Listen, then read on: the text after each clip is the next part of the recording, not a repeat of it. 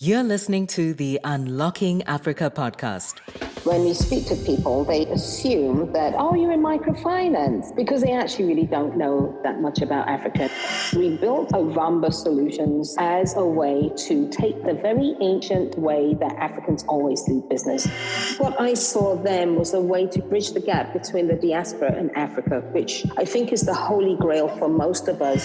The physical and the digital need to work together for Africa to be very successful. Money is not the answer to solving Africa's wealth gap. It's trade.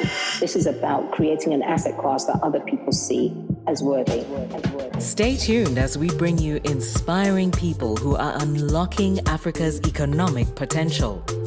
You're listening to the Unlocking Africa podcast with your host, Tessa Adamu. Welcome to the Unlocking Africa podcast, where we find inspirational people who are doing inspirational things to unlock Africa's economic potential. Today, we have a special guest, Viola Llewellyn, who is president and co-founder of Ovamba Solutions, which is an award-winning African TradeTech company. Welcome to the podcast, Viola. How are you? I'm actually excited to be speaking with you, Tersa, and I'm hoping that my technical expertise will be at the forefront for this conversation. It's great to have you on the podcast. I'm so glad you invited me. Thank you. How are things in the United States at the moment? America's America. I love living here, but I'm very clear on what the world challenges can be. Yes, I think we're going through a very interesting time in history at the moment. Absolutely. That's why I say I think Africans to the rescue. Africa definitely is the future in more than one way. Isn't it funny that we say that, Tess, and say Africa is the future, yet we're also the cradle of civilization? 100%. Really interesting, yeah. I was hoping before we get started with the conversation I've been looking forward to having, I was hoping you could introduce yourself and tell us a bit more about Viola Llewellyn.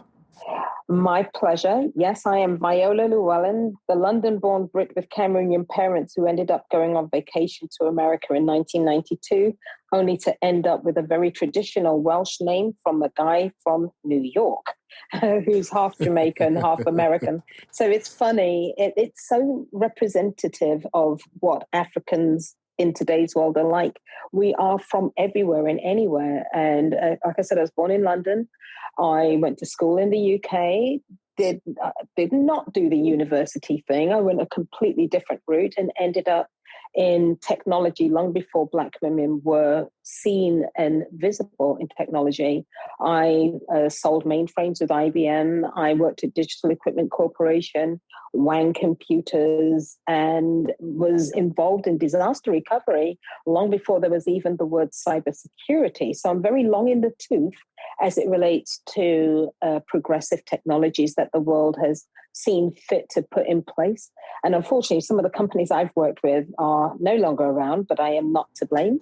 But when I came to the States in 1992, I tried to make changes to my career. And it was exciting because I got into the advertising space where I finally learned the art of communications, account management. It was really helpful for me, and wound my way through government relations and into alternative asset classes with a company in Washington, D.C., where I was the founding employee. In fact, Tersa, you'll like this. I kept going to this interview with this guy, and I asked him finally after about the fourth or fifth meeting, is there actually a job that you're going to offer me? He said, oh, I already offered you the job. I said, you did? Well, where's the offer letter? He said, oh, you'll have to write that yourself. You're employee Brilliant. Number one. Oh, yes, that was right. I don't know if he actually read all of it because he signed off on it. I'm like, goody. And so that was in 2004, and it was the life settlements asset class. And one day on a Tuesday, I got up and left and started my own consultancy. Then I met my business partner, Marvin Cole, because somebody said to him, oh, I know this woman who's African and you're trying to do stuff in Africa, you guys should work together. Notice no specificity, as if Africa is a small room where everybody's twirling around doing absolutely nothing. But it worked out because for the last 12 years, Marvin and I have gone through some of the most painful growth experiences until we built Ovamba in 2013, which is focused on SME financial inclusion and driving wealth for African businesses, but we don't do it the way other people do. So that's my story. And I live in Maryland with my husband, stepdaughters, and life is pretty decent. Fantastic. Thank you for giving us a overview into how you entered into the world of tech and finance. And obviously, like a lot of us in the African diaspora, we all have very interesting and very colorful history and stories to tell. As you mentioned, you are the president and co-founder of Ovamba Solutions, and you touched upon the early days of meeting your co-founder. I was hoping you could tell us about how the company started, why it started, and what you aim to achieve through Ovamba Solutions. Great question. When I met Marvin, we were invited to lunch in a place called Hyattsville in Maryland. And if anybody knows that area, this is a Black, urban, hip and happening, really nice town. I had lived there before it became hip and happening.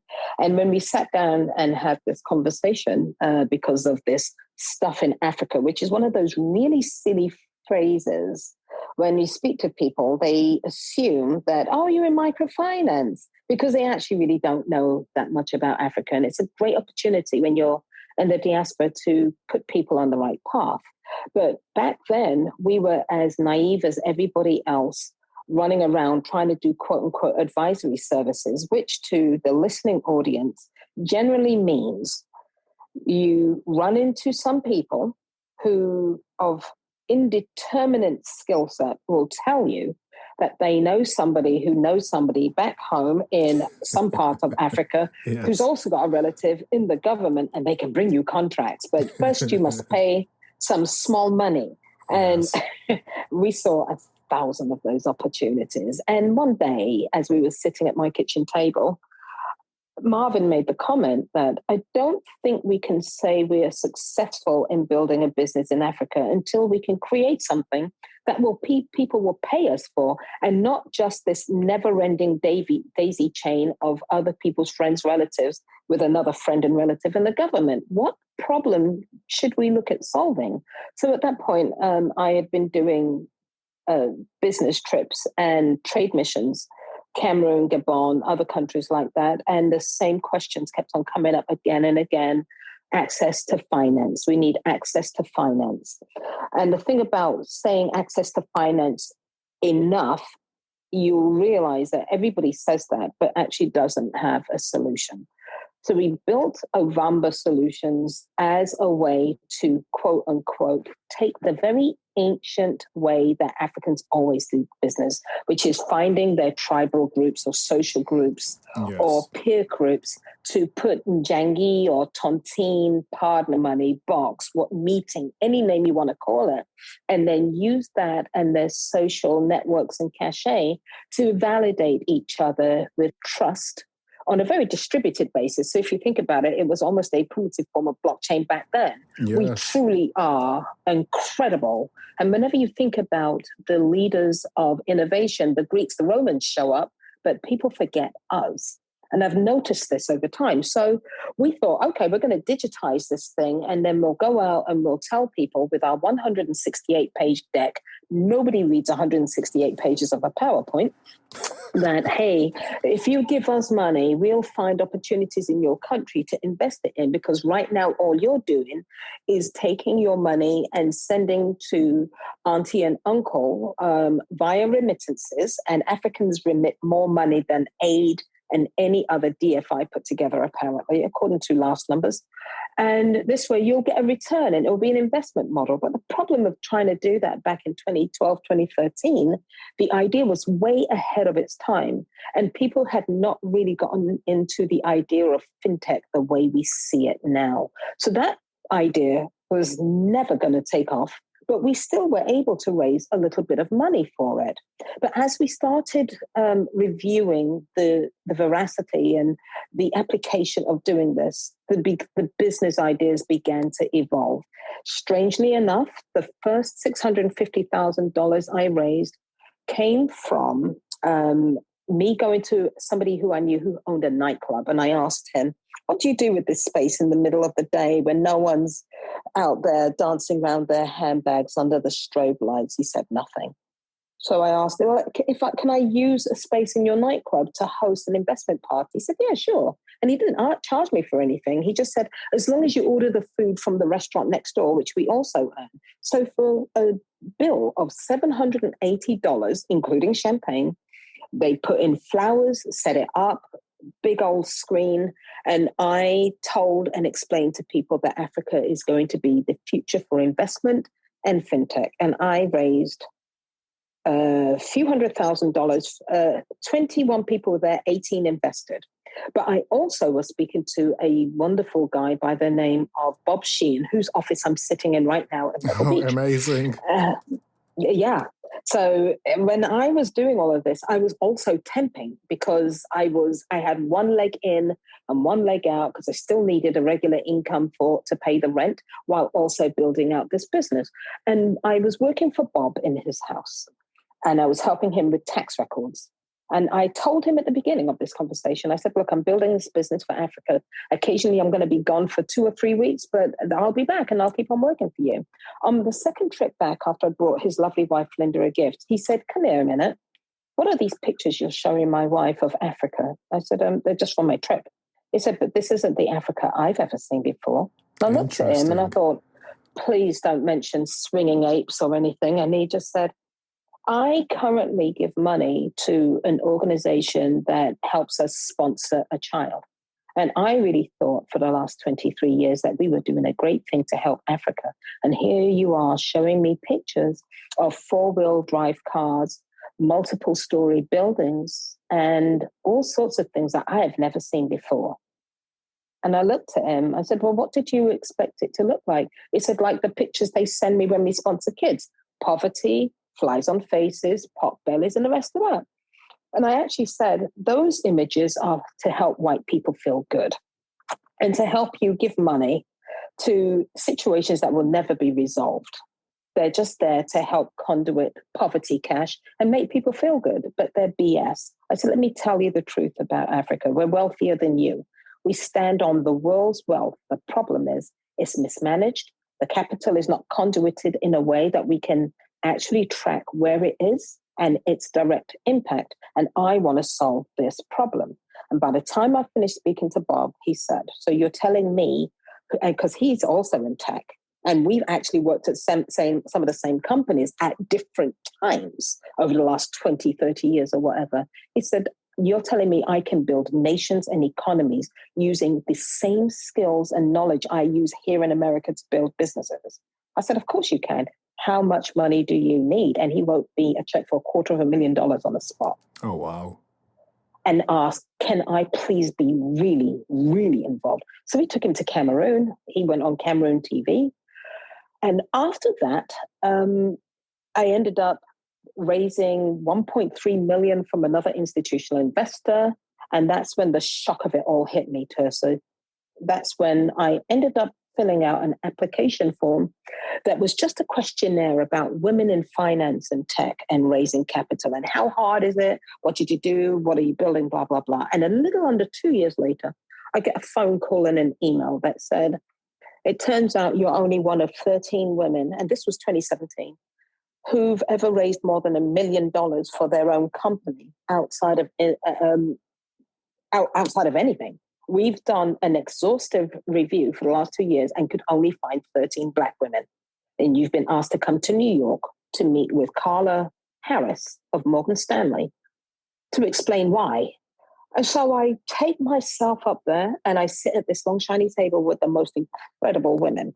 One of them, a Nigerian woman, Jessica Matthews, if you ever Google her, creates kinetic energy from footballs and all kinds of energy systems. I looked at sisters who were the cream of the crop as it relates to innovation and badassery. and capital. And Amazing. I was number 12 of 13 in terms of amounts raised. I was a minnow amongst these women. And I literally wept and I thought, I didn't even know this was a thing to consider.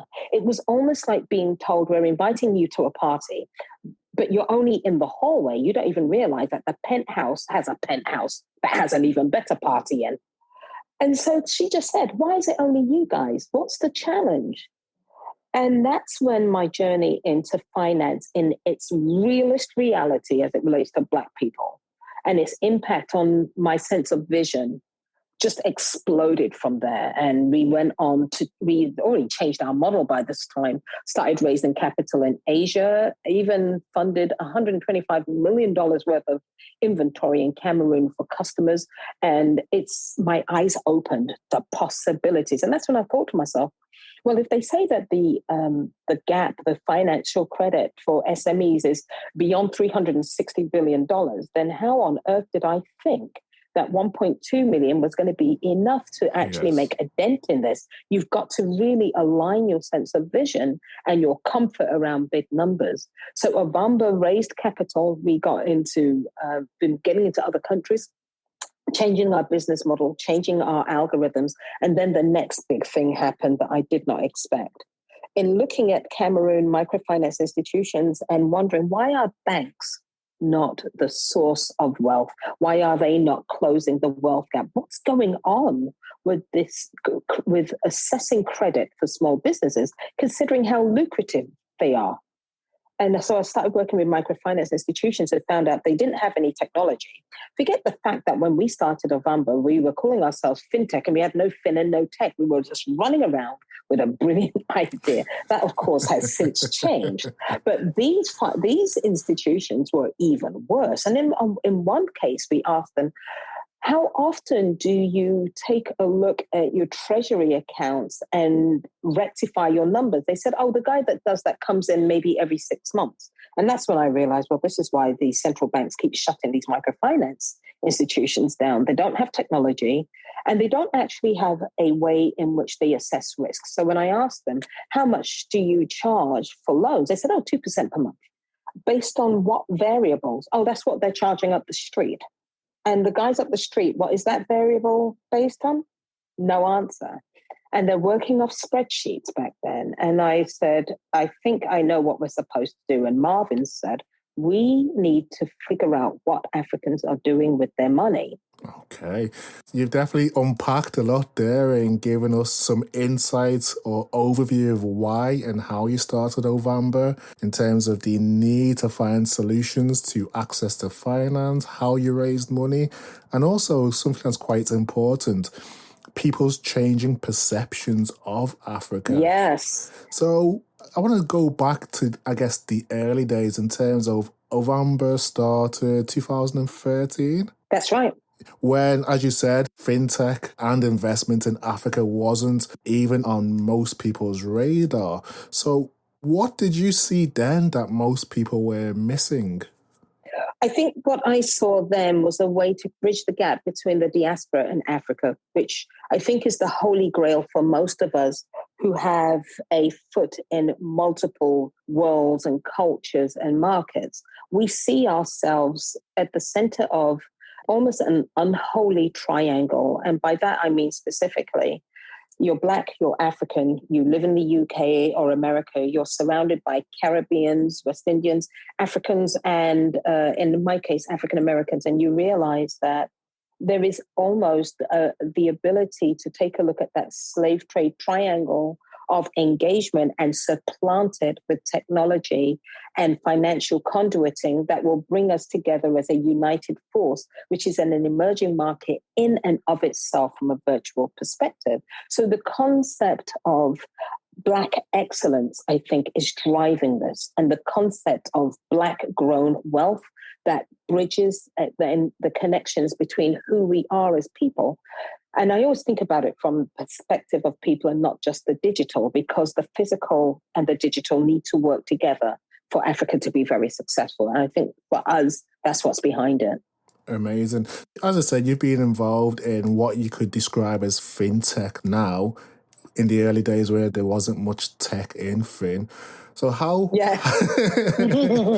so how has Africa's fintech landscape evolved since you launched Ovamba?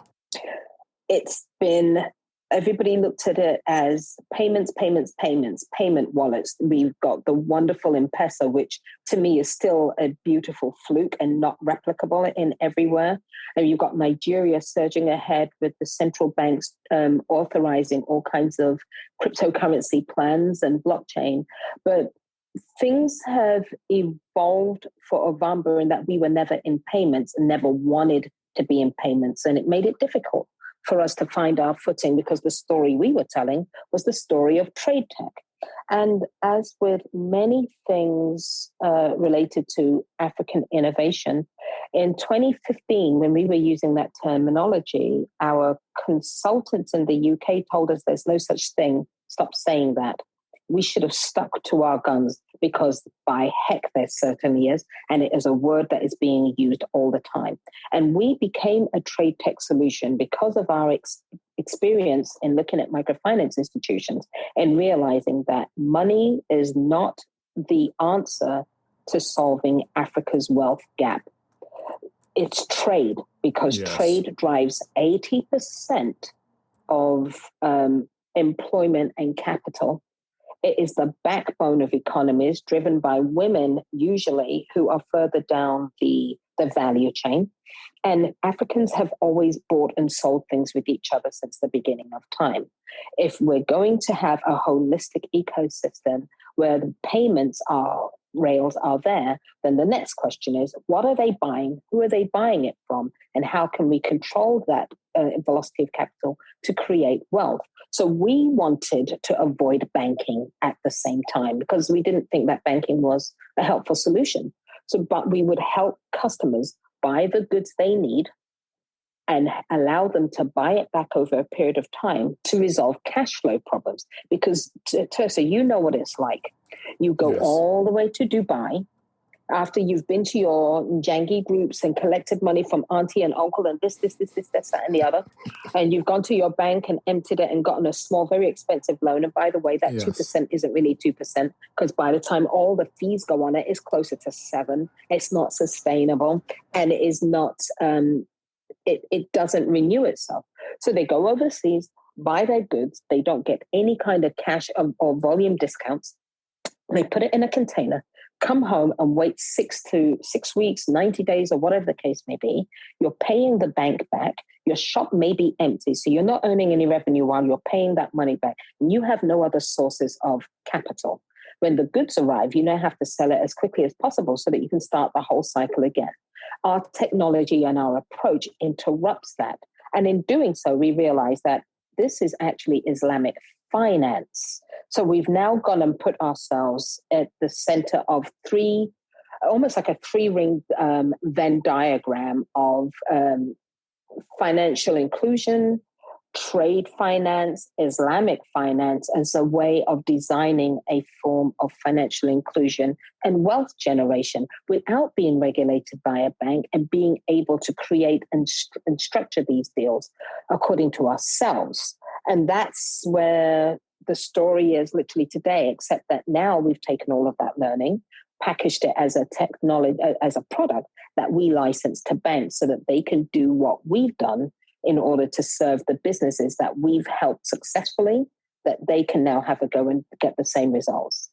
So you touched upon how you positioned Ovamba as a trade tech solution and the obvious importance of trade in Africa. So leading on to that, what do you believe is the importance of trade tech in Africa and what role does it play or can it play in the development of African economies? We're at a beautiful juncture in history. In fact, I would say that we're building our future history. The African Continental Free Trade Agreement, which was hailed as the next big thing, truly for me still is the next big thing, but it will be the biggest flop if it doesn't have digitized applications attached to it, along with cybersecurity for verification and the safety of our businesses and the way in which we engage with the rest of the world. So TradeTech, as far as Africa's future, I think is incredibly instrumental, especially if you're taking our approach, which is to use blockchain in order to list the assets that we're financing and cryptocurrency tokens that can resolve themselves at the end of a transaction. And it is natural for us as a trading culture to digitize our activities in order to make it into the future. So TradeTech and trade itself is so important because at some point we're going to have to move from an internally facing activity to become a global trading partner to the rest of the world. If we're standing on all of these wealth, minerals, natural resources, at some point in time, if we can get some of our government members to stop being the way that they are, and I'm using good language here today, they will understand that they need to get behind the people, allow their will and market forces to drive wealth that can be distributed in a fair and easy way. And technology, I think, will do that. So if some of these government leaders continue living forever, that's fine. The great thing about them being old is they actually don't understand what we're doing. So those of us that carry a torch for our African excellence will just keep on doing so in a way that will, unfortunately, it stays ahead of regulatory development, but we stand ready to help and support. You mentioned something important there in terms of the digitization, I guess, of trade and finance to make it a lot more accessible for people all across the continent. But one thing that we are aware of is that gaining access to capital for a lot of SMEs in Africa is very difficult. From your perspective, what is the reason for this? There are a couple of reasons, and one of them is so obvious, most people slap themselves on the forehead. Okay. I want you to picture the individual anywhere on our continent. Let's take Cameroon, for example. And you'll have somebody who they have money, they run a business, they may not keep records that the big four accounting companies can actually do an audit on, but they, on the back of an envelope, can tell you exactly what they're doing. If they go into a bank and were to read a contract, there is the assumption that French, English, and Arabic is the only language that 1.2 billion human beings speak. So Ovamba's first approach to financial inclusion was a natural language chatbot in African languages that will allow them to just naturally speak into their cell phone and for it to be transliterated into English in the back end. Amazing. So that they don't have to feel uncomfortable going into a bank, looking at all these complex documents and wondering, am I signing my life away? Am I humble enough? Or what if I'm too embarrassed to say, I don't know what this means? And so therefore they are excluded from there. And then the next thing is, financial inclusion and growth strategies that give a clear path from being able to go from micro to small to medium to large. That has to also be addressed. And then the ability to stop thinking about poverty alleviation and think about wealth creation. Remember the head of this conversation talking about Bob and that group and helping children and thinking that $2.50 a day is going to be enough to make Africa wealthy. And it's absolutely not true. It's ridiculous considering that we're the same as everybody else. Our hopes and dreams are the same as everybody else. So there has to be a psychological impact of this digital access that makes Africans comfortable with the idea of being visibly wealthy, because we tend to want to hide it because we're not really sure how to behave around this. So financial inclusion, TradeTech, and all of these things, and the requirements to ensure that we're dealing with the physical impediments as well as the digital and the financial and the psychological for us is all one pot of soup, and it's got to be dealt with. So how can we eliminate some of these systemic limitations for SMEs in Africa and contribute to building an ecosystem that is conducive to wealth creation? By not using Western standards to direct ourselves. Okay. Yes. And to not replicate the growth trajectory of the Western world. Now, everybody thinks about Africa as leapfrog. And that's fine. I don't like that term, sorry.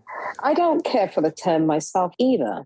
But we can avoid that and become authentically relevant to the world by digging deep into ourselves. And that's one of the reasons why, after speaking to some of these microfinance institutions, the next question Ovamba asked themselves is, if they're using technology that's built in Germany, where is the element of our cultural reality that gives a sense of our ability to repay or our willingness to repay? You would never go to Turkey using a credit model from Manchester in order to assess credit access for the Turkish. So at what point do we take our own identity and digitize it to understand why does a Yoruba person's business outcomes differ so greatly, if at all, from an Igbo person? How do we create algorithms that test and design risk and credit models that are authentic to our culture? And Ovamba did that and was able to prove without a shadow of a doubt that we know what elements of our culture from region to region need to be put in place in order to drive success and wealth. And notice I said not just to prevent loss of capital. Because we're dealing with trade and because we're Islamic, we always have physical and legal control of the asset that is in place, to the point that if a customer is no longer able to buy those goods back in the contractual period of time, we just go and sell it to somebody else because it belongs to us, because we understand that the legal court systems are not built on our own ancient authenticity. They're built on a Western. And it really is a mismatch for how we actually behave.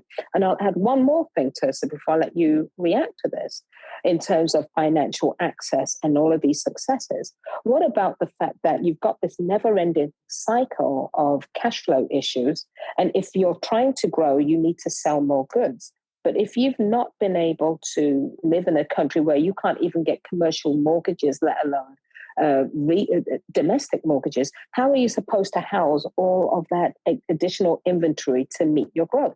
Well, that's where Ovamba comes in again. In solving that problem, we created the Airbnb of warehouses, literally, so that we give our customers a full service, both the physical and the digital. And that's how access to finance happens, because it's not just about the money.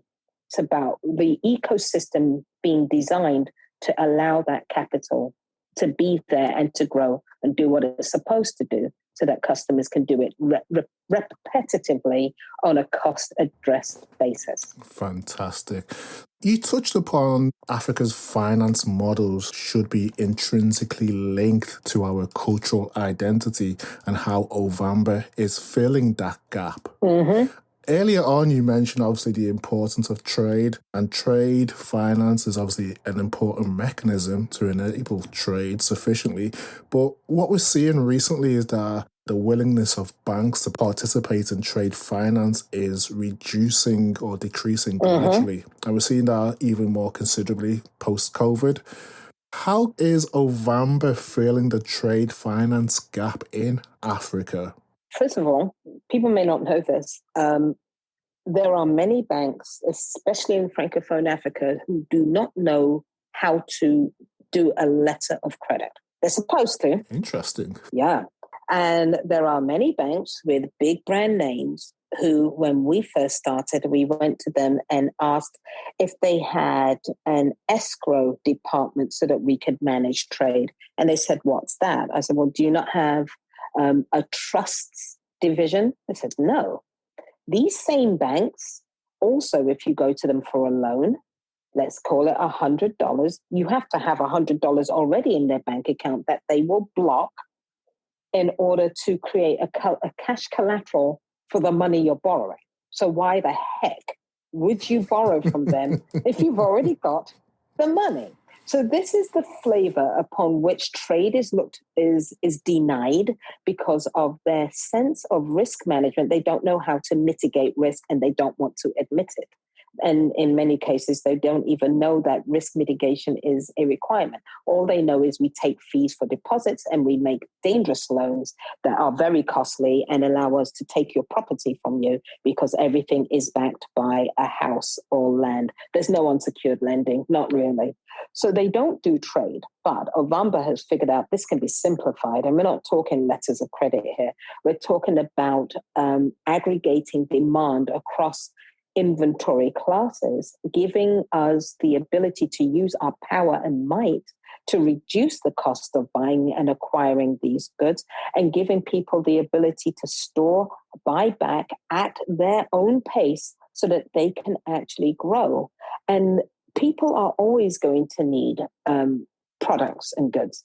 But Ovamba understands, based on demographics and market trends, which goods should be bought and when. For example, our technology in a bank can tell them things like, no, do not finance these umbrellas because it's not the rainy season. They'll never get sold. No, do not offer to provide capital to the Indian group down the street that sells all that cheap plastic rubbish. By the way, they never sell black dolls. They're all pink and yellow, and they're never going to be able to sell them after Christmas. So there's going to be risk inherent here. So we take a look at the behavior of inventory in order to do trade in a safe way versus the credit worthiness of the individual or any of the other parameters that they're looking at. We look at the world from a very different lens. You've shared some unbelievable insight there, but underlying most of what you do is your passion for social impact. And I know that you're extremely active in encouraging women to explore careers in tech, entrepreneurship. Can you tell us about some of the work that you're doing and why you've gone into that area of work? It was very hard not to. If you put your head above the parapet, you're going to be targeted for good and for bad, and that's amazing. I mentioned that when I was 21, I was selling multi-million-dollar machines through second user groups. That was in, 1986, 87. Okay. So I've been around this for a long time. And the desire and the joy and the enthusiasm that I've experienced when speaking with women is so intoxicating. It's very difficult to not want to share. There is so much pie available. And if you don't stand up and be visible, it's very difficult for young women to find something to emulate. And for me, I lived at a time where I had to siphon and steal mentorship from white men because that's all there was there. And it was very clear to me that this is not authentic to me, but I can adapt it. But when the opportunity arose to show leadership or to share my mistakes, because it's not what you succeeded at that is meaningful. It's how you got over the difficulties. And I wanted to share that. There's no need to have trade secrets around that. And you don't want to be, especially as a Black woman, just the only one that did something. Why be an anomaly?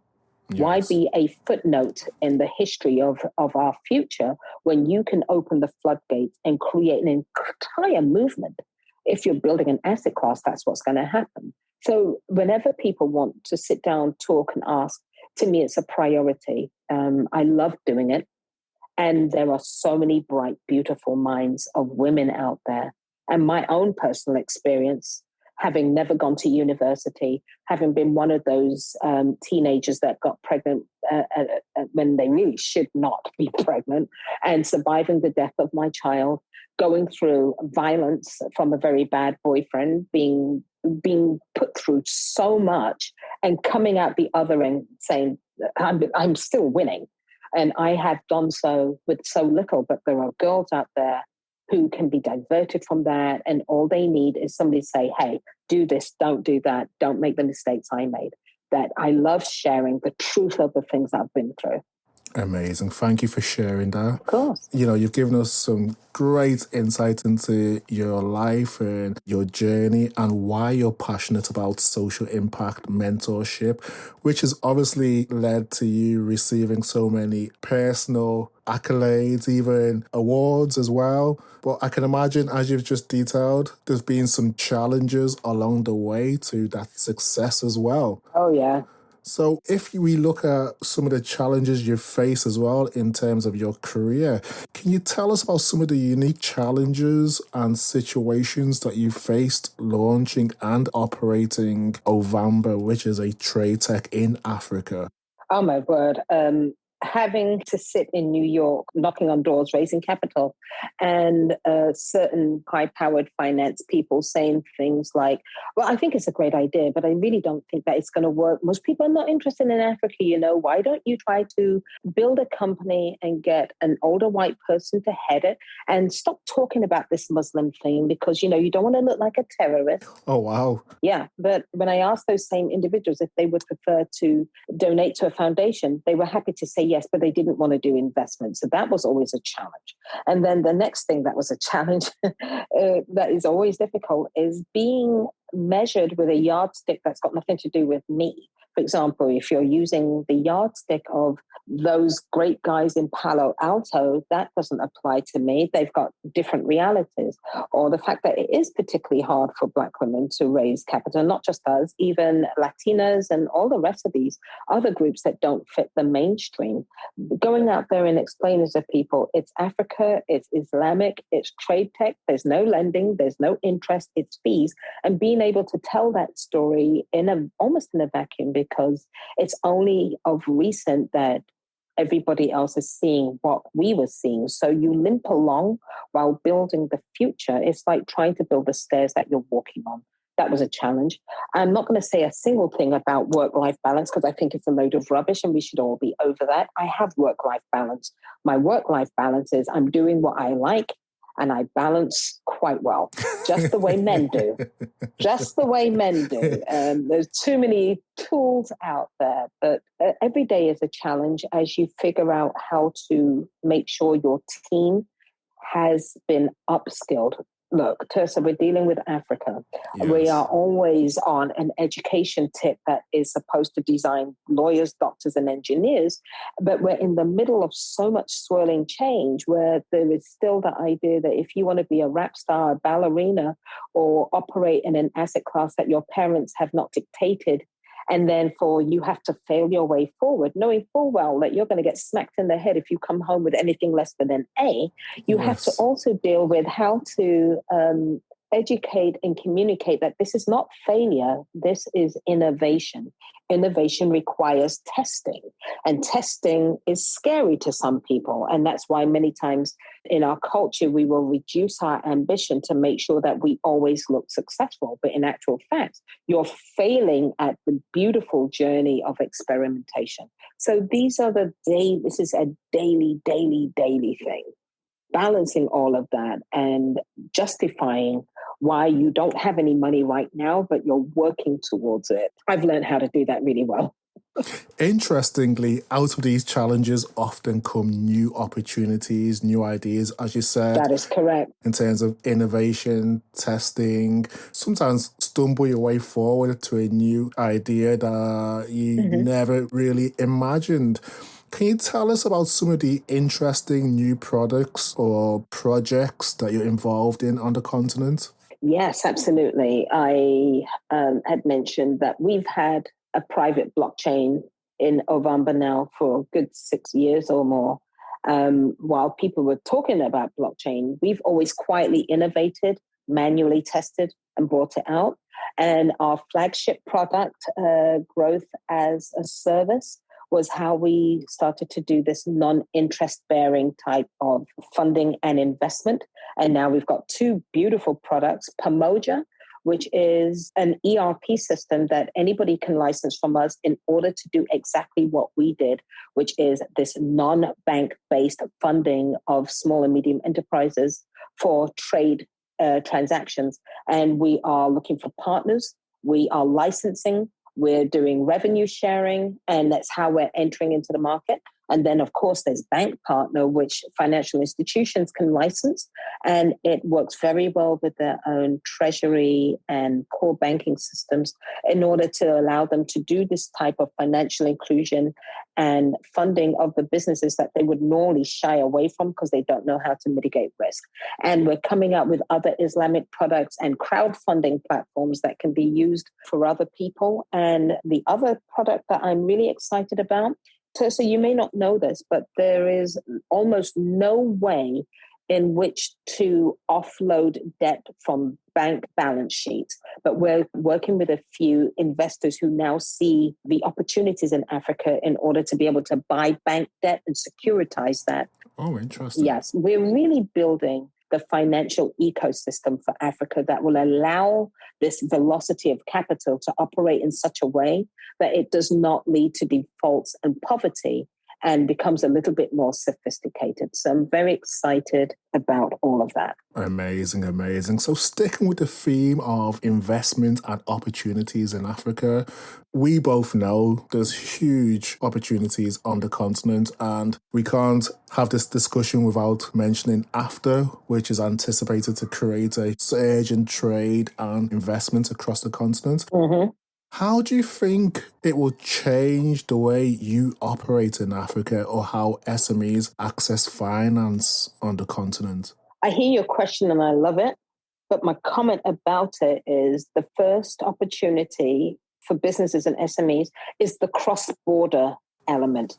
Yes. Most of the time, we try to be the big ogre in a very small hut, okay? Yes.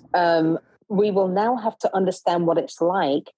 Actually, I think the truth of this is we will now understand what it feels like to be 1.2 billion strong and more, because our continent is vast. It's huge. There's a lot of people. There's a lot more space on the continent than people realize. And the physical infrastructure will finally have to be addressed. We should have long distance rail. We should have ferry boat systems. We should have round the continent shipping. We should have refrigerated long distance trucking. We are the perfect test bed for self-driving vehicles. All of these things should be happening, and we should also be looking at what's underneath our ocean before the Jacques Cousteaus of the world come and find it and say, we've discovered something under African waters and now we're making a claim for it. All of that crap from before is going to happen again on a digital basis if we do not prevent digital poverty, drive digital inclusion. And the African Continental Free Trade Agreement is the epicenter for all of that. So the cross-border trade, the foreign exchange and cash liquidity issues will come up again and again and again, which is why utility tokens and digital currency is going to become really important. And then the final piece, Tersa, that we're going to love is the school curriculums will have to change to adapt to our future. Yes. Because we're not all running around doing math and chemistry. To do what with it? If we don't teach our kids how to protect IP and monetize things, we'll continue being really, really nice, but not having a lot of money. And we can't just have a few great Nollywood actors with all the cash. We need to distribute the wealth. So these are the things that I'm excited about for our future, what it portends, how this is going to create additional industries that are coming out of this. And when we write our story, how we will protect the ownership of that.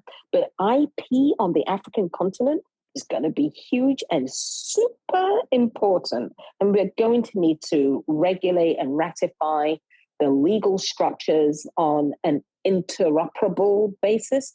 Do you know, Tersa, that many courts, again in the Francophone region, you can't even use a PDF or an electronic signature. It's not acceptable. They don't have it. It's not there. Interesting. I did not know that. Yeah, everything has to be stamped. Everything it should be recorded on a blockchain, but it isn't. It's in stacks of papers sitting in dusty government offices, and you can't retrieve or use it. It's not sustainable, and these are opportunities. I love that. You've unpacked quite a lot there. You mentioned It's probably the most important thing is the change in mindset required for Africa to become successful. As a continent of over 1 billion people, we will have to realize that we all have to work together to make this a success. We all have to work together. Exactly. Oh, my word. So, going on from that, obviously, AFTA relies heavily on partnership and collaboration to achieve its objectives.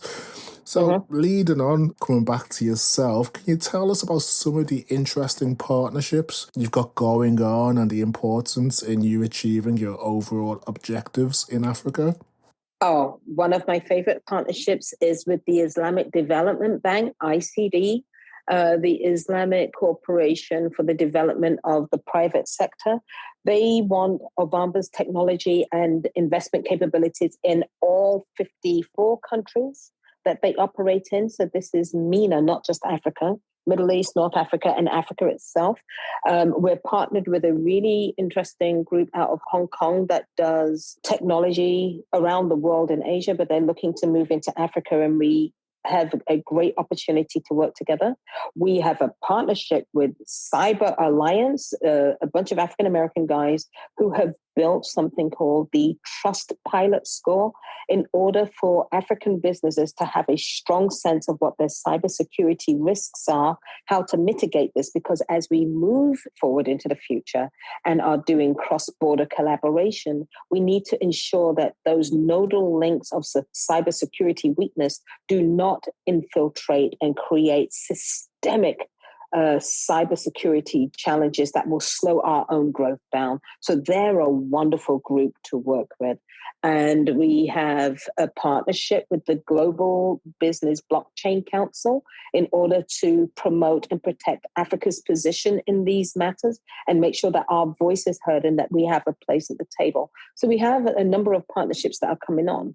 But the other partnerships I'm excited about are the ones that haven't happened yet. And that's with the banks and the direct originators that see what we're doing and want to take advantage of the opportunity for trade and want to license our technology and allow us to co-fund and put money into these countries through the partners that know their markets the best. So if anybody out there that's always wanted to find a turnkey, almost a business in a box, and wants to be able to get involved in TradeTech, give us a shout.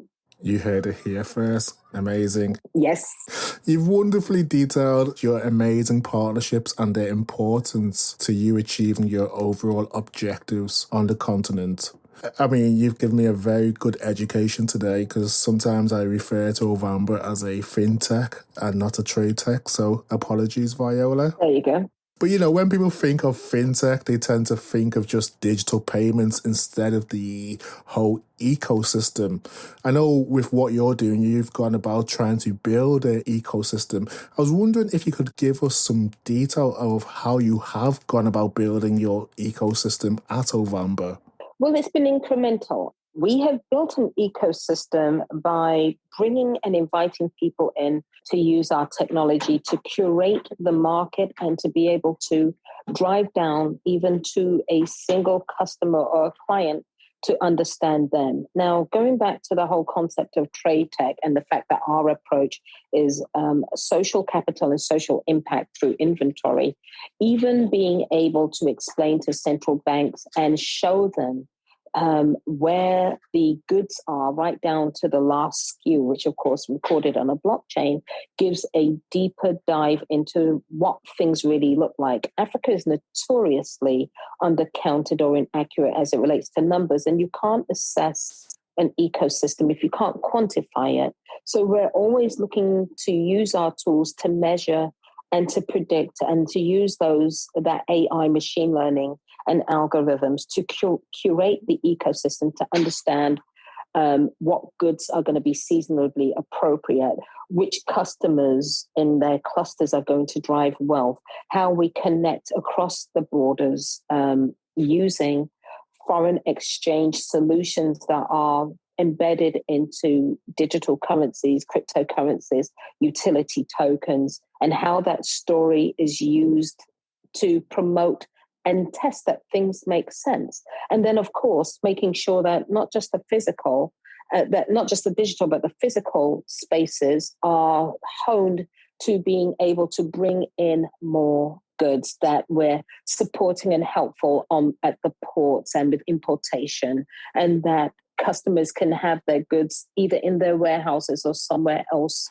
so that they always have the ability to bring in more inventory and serve more customers. Or the most exciting thing of all, which I shouldn't forget, the whole value chain dynamics of having wholesalers who are being funded and supported by Ovamba, or banks that are using bank partners, and knowing that that wholesaler is going to bring their retailers to be financed to buy more from them, and closing these ecosystems so very perfectly wrapped with both technology, social enterprise, and all of those things. And if you can imagine that expanding almost like ripples in the water, and being able to record and attune the environment, that is an ecosystem play that I think is very, very hard to beat.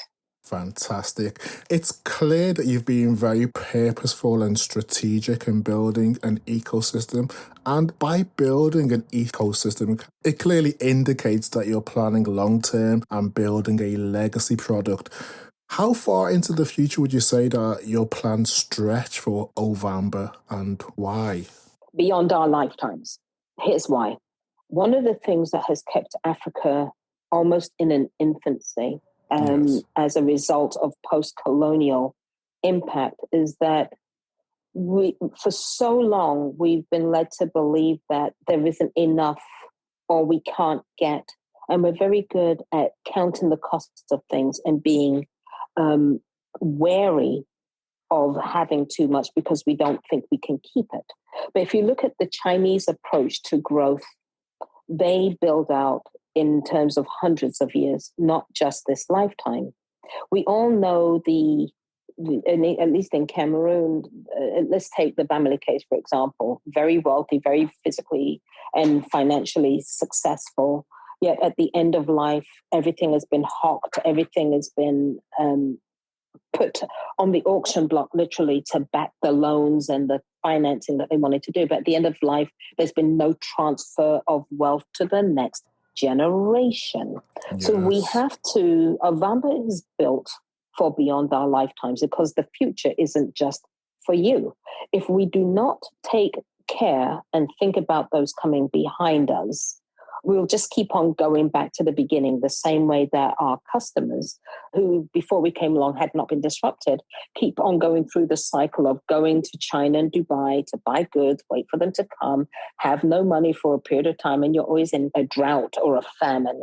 You're always either flushed with cash or none at all, and there's no sustainable middle ground. All of these things are connected. Beyond our lifetime is what this is for. I love that answer. You've explained why you've built beyond our lifetime, because as you explained, the future is beyond you. So if we keep to the theme of the future, where do you see Africa in 5 years' time, from the perspective of the availability and accessibility of finance for SMEs? That's a hard question that I used to think I knew how to answer. But the truth of the matter is I do not know, except that with the current market downturns and strangulation of supply chain, if Ovamba does its job well, Africa will be the leading location for investable supply chain solutions. It will also become a hotbed of innovation to resolve the problems and the challenges, because we would have created the space and the financial platform for that to happen in a way that people don't worry that we're running out of time and we don't have enough cash to do this. There's more than enough.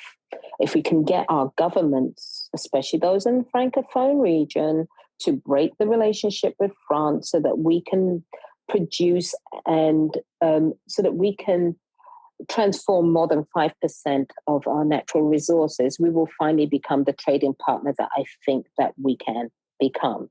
But failing that, on the digital front, with all of this fintech innovation and collaboration with other groups that realize Africa really is where it's at, we should start to hopefully see a closing of the credit gap. We should start to see more intracontinental collaboration. And I'd like to see more young people stepping up and getting involved in agribusiness, for example. activities that will sustain life, activities that can be monetized. So 5 years is a very, very short period of time. Things always take longer than we think. But that's how I'm sort of looking at this. That's extremely true. Before you know, you've blinked and 5 years is here. Oh my word. Before you blink, you're looking and finding that Justin Bieber is no longer just a YouTube star. He's this ubiquitous individual who's absolutely everywhere. Time is short. It's so short. Extremely short. So if we look closer to home, where do you see yourself in terms of what you'll be doing in 5 years' time?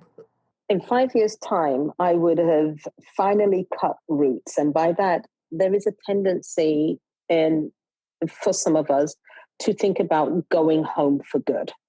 I have no interest in doing that. I am not a tree.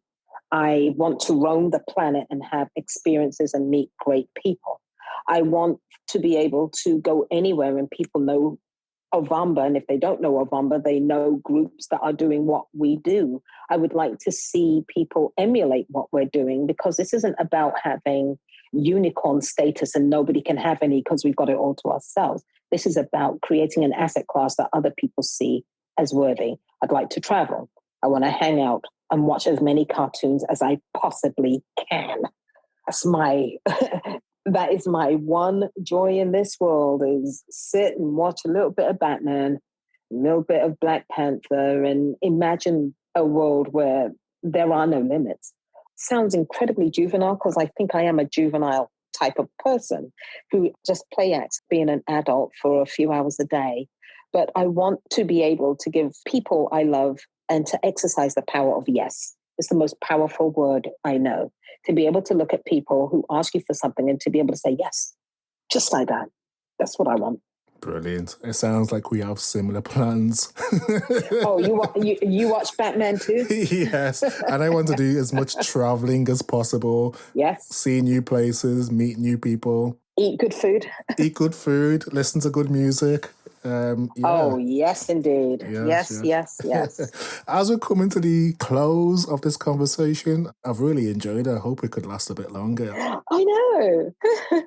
I've taken away quite a lot of information. You've shared some nuggets and things which I've thought about but not really considered. Now I think I'm going to go back and look deeper into. So thank you. I've really enjoyed our conversation today. I've loved it as well. And it has been a conversation that, sometimes you end up in a talking head situation, as I say, where it's just very stilted, question, answer. But this has been a conversation that I've enjoyed greatly. So thank you. Quote of the week. As people, we often have quotes, mantras, African proverbs, or affirmations that keep us going when times are good or when times are challenging. Do you have one that you can share with us today? There's a few. Some are highly inappropriate. I don't want to have to bleep you out. No, exactly. But the one in the back of my head, I can't count how many times a day: health, wealth, happiness, cash, and success. Because it's not about wanting to have them, it's about recognizing when I do. And sometimes while we're busy building and looking to the future, we don't take a beat to breathe and appreciate what you have right now. And if you do it often enough, it gives you so much hope and assurance and confidence to keep going, to feel assured that you are doing the right thing and you do know what you're talking about. And that's been very important to me, especially as a woman, to be able to look myself in the mirror and say, I really know what I'm talking about. So having health, I love running. I've always lifted weights. Wealth, what is that? It's the ability to say yes. It's the ability to access beautiful experiences. Wealth isn't about a lot of money. No. It's about the smart application of gaining experiences that are satisfying right down to the roots of your soul. And that's what money's for. It's not for hoarding. It's not for wasting. It's for furnishing experiences. And the capital, knowing that you've got a little bit of clinking change in your pocket, that if somebody needs something right now, you can do it. And then, of course, being happy. It's not overrated. It's not sappy to say, I desire happiness. It keeps you going. It's a beautiful thing. So those are my mantras: health, wealth, happiness, cash, and success. Otherwise, why do any of it? You got to be successful. Success is necessary for my fragile ego. I guess all of us are kind of driven in some way by leaving a legacy, and it probably drives a lot of the activities which we involve ourselves in. But yeah, thank you for sharing that. It was such a pleasure chatting. Thank you. We've come to the close of the conversation. Do you have any final closing remarks, calls to action for people who are interested in exploring what Ovamba Solutions is, what it does? They're probably just interested in understanding a bit more about TradeTech.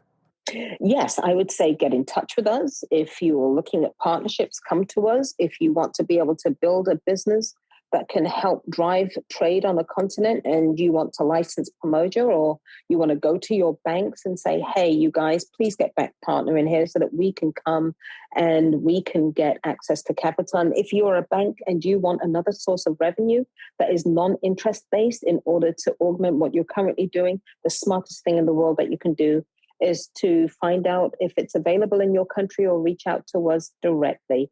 And if you are a young man, because we focus on young women a lot, please know that you're not forgotten. And I just want to remind women, make sure that you are constantly putting your arms around not just our own gender, but that we're working together as groups. You cannot build an ecosystem without strong, healthy collaborations and partnerships. And that means that, especially from a feminist perspective, that we're contributing to a world where even men feel included and can learn from us and understand what it is that we need from a business and a personal perspective. So we are one person. You cannot fracture yourself like a Horcrux into all these different segregated pieces and think that that's how you live. No, be you wherever you are. Oh, wow. Thank you, Viola. I don't think I could have ended this discussion in a better way. It's been a fantastic conversation as a trade professional and someone who is interested just in the positive progress and prosperity of Africa. It's been, well, perfect conversation. So thank you for taking the time out to join us today. My pleasure. I only have one thing I want to say, if it's all right. Of course, go ahead. This ain't your granddaddy's Africa. That's it. And we'll save that for another conversation. Definitely true. Viola, it's been a pleasure. Thank you so much. We'll speak soon. Looking forward to it. Take care. Bye. Thank you to everyone who has listened and stayed tuned to the podcast. If you've enjoyed this episode, please subscribe, share, or tell a friend about it. You can also rate, review us in Apple Podcasts or wherever you download your podcast. Thank you, and see you next week for the Unlocking Africa podcast.